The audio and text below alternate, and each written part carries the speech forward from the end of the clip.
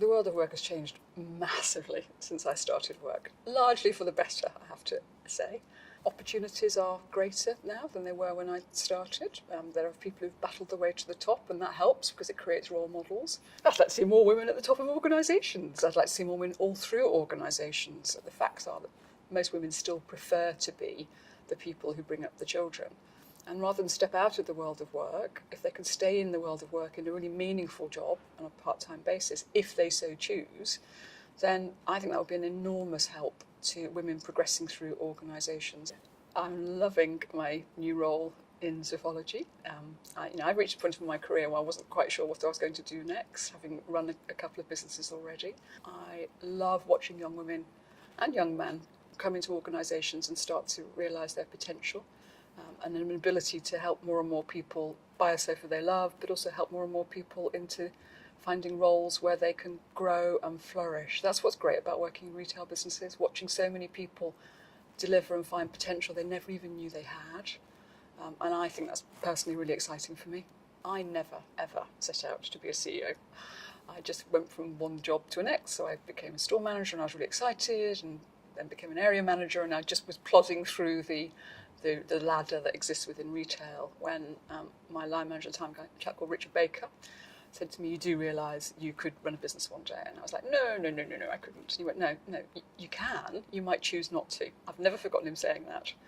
And I remember pausing and thinking, wow, really? I had no idea. And the fact that he said I could, that it was my choice, rather than you should or you have to, was really motivating. And he was an amazing manager for me. Really gave me a lot of freedom, a lot of advice, and made you feel that he really trusted you as a friend and as a colleague. I would remind myself to always have fun and don't think I have to have my hair cut to be taken seriously, because that's what I did when I was made a store manager. I went out and had my hair cut short because I was convinced it was the only way people with the world would take me seriously. And I look back now and think, how ridiculous, Sally. We're in an industry which is very, very male traditionally.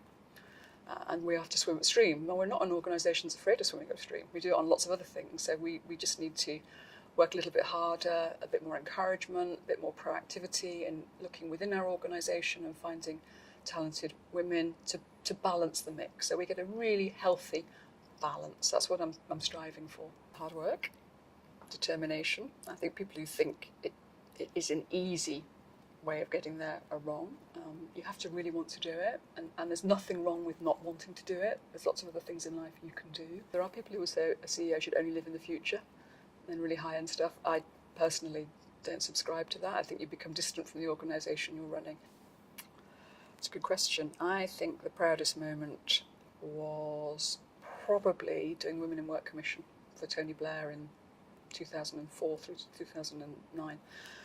Because it was completely and utterly unexpected, outside my experience base. I'd never worked with central government. I got to work with the cleverest people I've ever met in my life, so I learned lots. It was really stimulating. You felt you were making a difference, and just gave me opportunities that I'll never get again. And then at the end of it, I was lucky enough to get an MBE, so watching my parents go to Buckingham Palace was a real high.